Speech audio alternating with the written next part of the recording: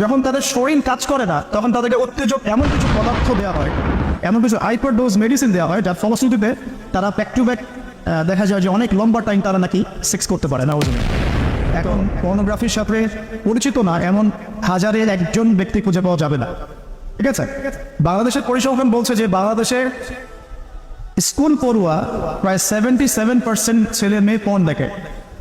এটা আমার কথা নয়, বা আপনি গুগল করেন, এবং দিন দিন মেয়েদের পর্ন দেখার প্রবণতা বাড়ছে, এটা লেখা আছে।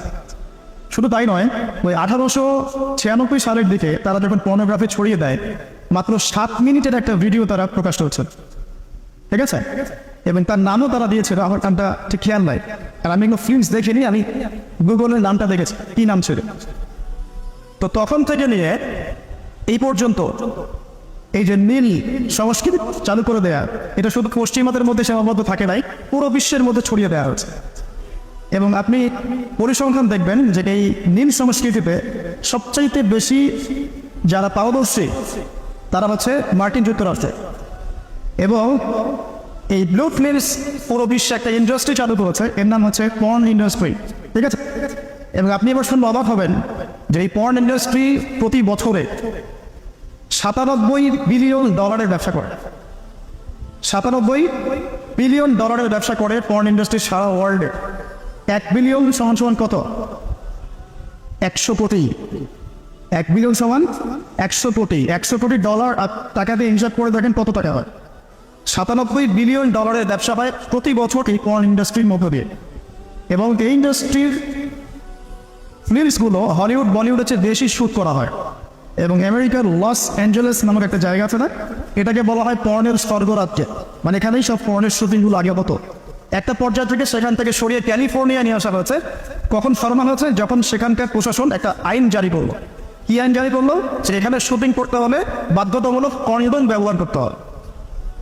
নাউজুবিল্লাহ পড়বেন না? তো তারা এটা ব্যবহার করার পক্ষপাতী না, তখন ওখান থেকে ইন্ডাস্ট্রি সরিয়ে ক্যালিফোর্নিয়ার দিকে নিয়ে যাওয়া হয়েছে। তো শুধু আমেরিকায় প্রতি বছর 10 থেকে 12 বিলিয়ন ডলারের ব্যবসা করে এখানে। দ্বিতীয় স্থানে আছে ইউরোপের কান্ট্রি ব্রিটেন, তারপরে আছে সাউথ আফ্রিকা, তারপরে অন্যান্য কান্ট্রি জার্মানি, এদিকে আপনার সুইডেন, ফিনল্যান্ড, আমাদের উপমহাদেশের অনেক কান্ট্রিও আছে। ঠিক আছে, তো এই যে নীল সংস্কৃতি সারা ওয়ার্ল্ডে তারা ছড়িয়ে দিল, এখান থেকে আমি একটা নাম চুজ করেছি আর কি, যে নীল দর্পণ।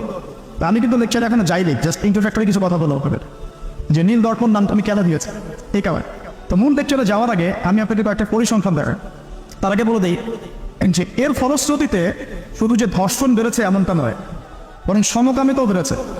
এখনকার পরিসংখ্যান বলছে মার্কিন যুক্তরাষ্ট্রের 52% মানুষ মনে করে যে সমকামিতাকে স্বীকৃতি দেওয়া উচিত, এবং 41% মানুষ মনে করে দেওয়ার দরকার। কিন্তু আইনত এটা লিগালাইজড, এটা ওদের বাক স্বাধীনতা। এটা কানাডা অনেক আগেই করেছে, ব্রিটেনেও আছে, অস্ট্রেলিয়াও স্বীকৃতি দিয়েছে, এবং দিন দিন আস্তে আস্তে আমাদের ভারত থেকে শুরু করে আমাদের দেশে পর্যন্ত এগুলোর বিস্তার বেড়ে গেছে। এবং তারা এখন সংগঠন তৈরি করেছে, তাদের ফ্ল্যাগ আছে, তারা অধিকারের কথা বলে, তারা স্বীকৃতি চায়।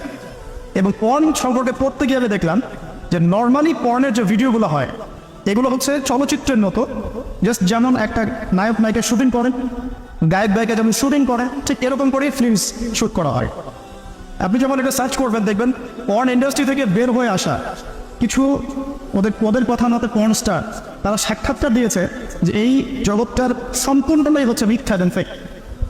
যা দেখানো হয় এটা টোটালি ফেক। এবং কোনো কোনো ক্ষেত্রে তাদেরকে বাধ্য করে জালের মধ্যে ফেলে এই ইন্ডাস্ট্রির মধ্যে অনুপ্রবেশ করানো হয়, যেখানে ওদের কোনো ইচ্ছাও থাকে। একবার জড়িয়ে গেলে কোনো মেয়ে সেখান থেকে আর বের হতে পারেন।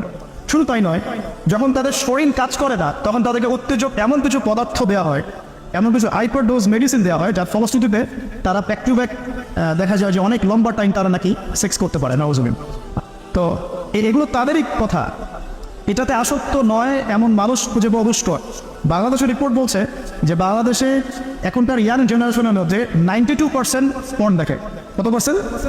92%। এবং পর্ন যে ওয়েবসাইটগুলো আছে যেগুলো এত বেশি শক্তিশালী, এগুলোকে হ্যাক পর্যন্ত করা সম্ভব নয়। 2014 সালে বাংলাদেশের গভর্নমেন্ট যে ছিল আমি জানি না, আমি আসলে এদিকে পলিটিক্সের খবর খুব একটা রাখি না, তারা 244টা পর্ন সাইটকে বন্ধ করে দিয়েছে।